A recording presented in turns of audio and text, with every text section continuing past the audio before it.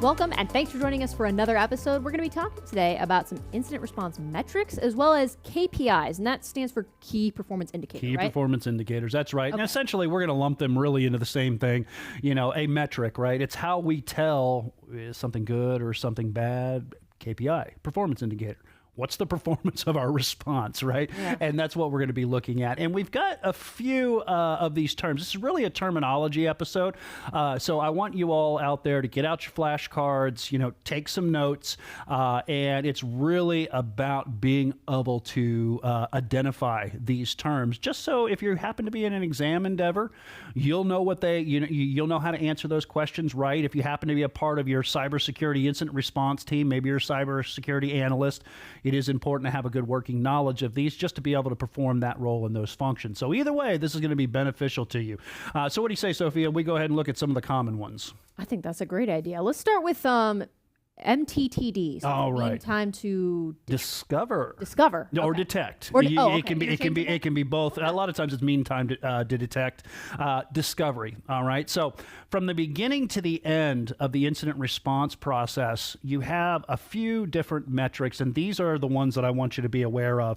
Now, Sophia, you asked me about this first one. Let's go ahead and just let's just look at this first one here. Mean time to detection, discovery. Either way, all of these are averages, right? And when it comes to the mean time to detect, what was the average time from when the incident declaration started to the point you became aware of the vulnerability, right? You know a potential incident is happening, but you don't know what the vulnerability is. How long did it take you to detect that?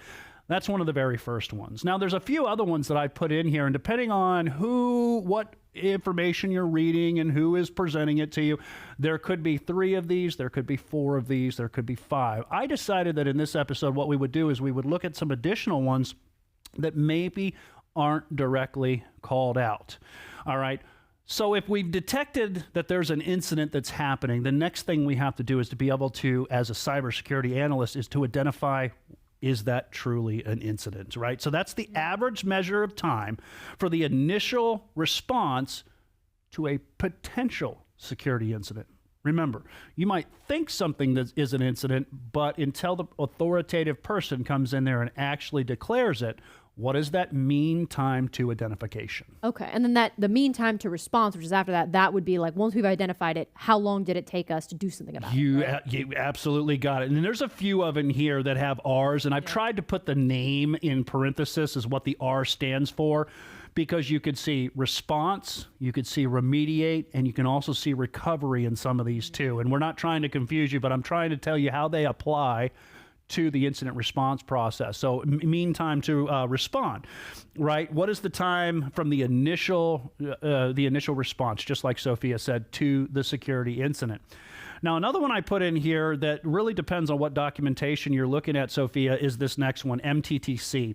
MTTC is another measurement, but it's the containment side of everything, right? Remember, we have to eradicate or remediate.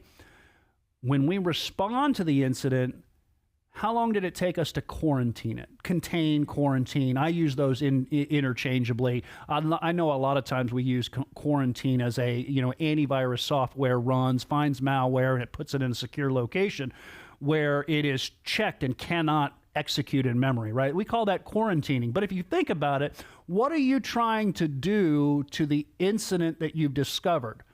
Contain, right?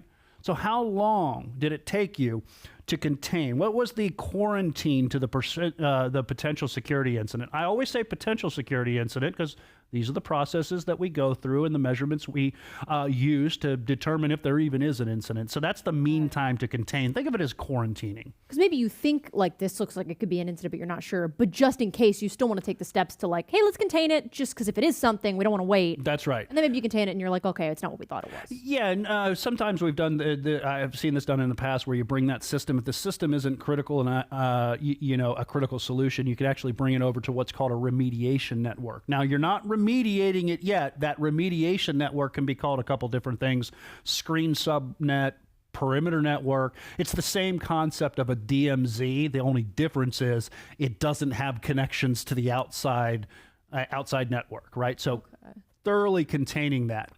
But then once we've contained it, this is the next step that Sophia kind of alluded to, and that is the remediation process. And that's the MTTR in this one. Notice that there's a couple of them.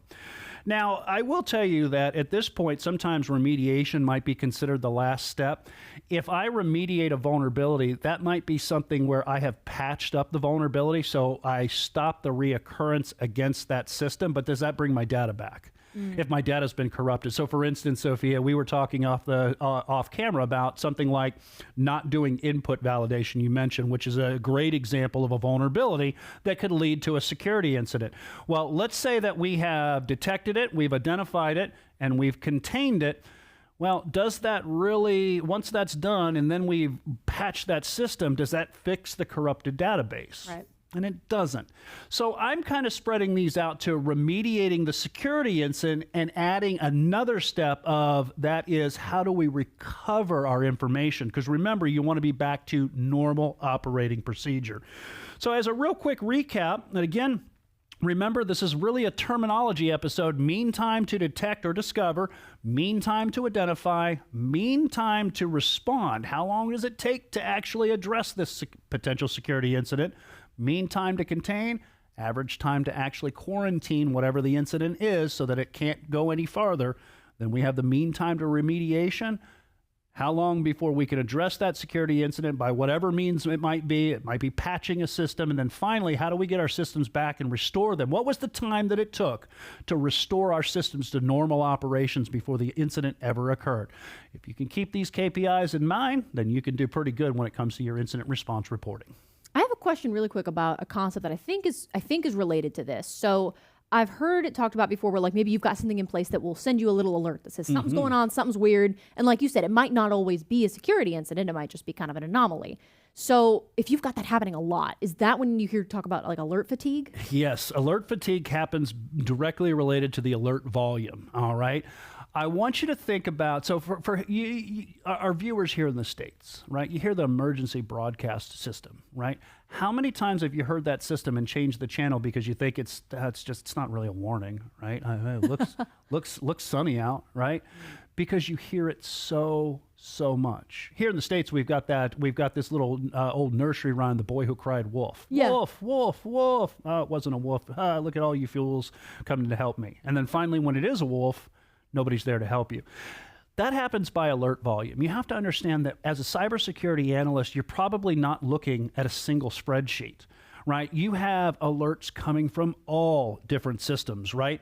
You have them coming from SIEM or SIEMs, you know, the Security Incident Event Management, right? However you like to pronounce that acronym, right?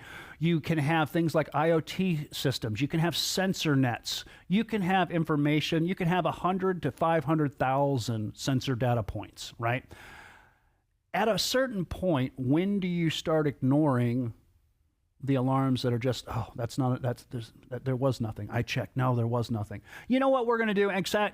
Just go ahead and turn the alarms off, right? So alert volume can be overwhelming, and that's why it's important for you as a cybersecurity analyst to help your team distill down the importance, right? In AI, machine learning, they've got this concept called attention. And it's a really cool concept that they've developed in machine learning where a computing system can look at a sentence and abstract just the important stuff out of it. It's called attention to detail, if you can think of it that way.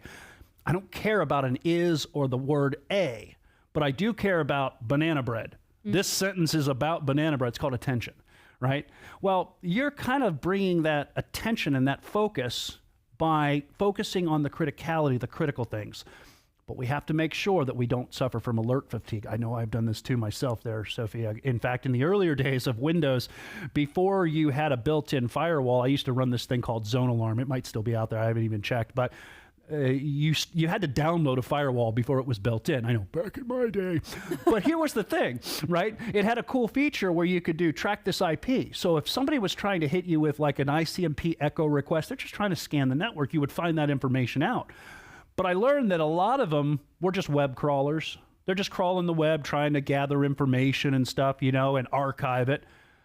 I heard it so much that I turned off the alarm until the one time I went in and looked at the logs, and one was a severe threat. It was somebody trying to hit me with a Trojan. It was a dropper, some kind of remote access Trojan was trying to, but I had turned the alarms off because I was like, oh, it's just a web crawler. Oh, it's just a web crawler, until it's not. So we have to worry about alert volume, that it does lead to alert fatigue. Mm-hmm. We don't want to silence the alerts, but we want to be smart about what we are actually receiving, because at the end of the day, when you have 100,000 data points, which ones are critical and which ones are crucial to your company, those are the ones you should be aware of. Reminds me of, like, sometimes I'll be in a group text message thread, and initially it's I'm paying attention to all the alerts that are coming in, and after a while they're just sending funny videos and just their random thoughts throughout the day. So I mute it because I'm like, I don't need to know this. The worst that happens when I do that is maybe I just miss, like, plans for lunch and I just miss out. The worst that could happen if you mute your alert system is that you miss a severe threat, like what you were talking about. Don't ever get on a thread with the homeowners association. You will be muting that before you know it. I'm in an apartment now, so I don't have to worry about that. But if I ever get to that point, I will keep that in mind. That's some wisdom right there. So thank you for that extra piece of wisdom on top of all this information about incident response metrics and KPIs and alert volume. And thank you for joining us for this episode. We'll see you next time.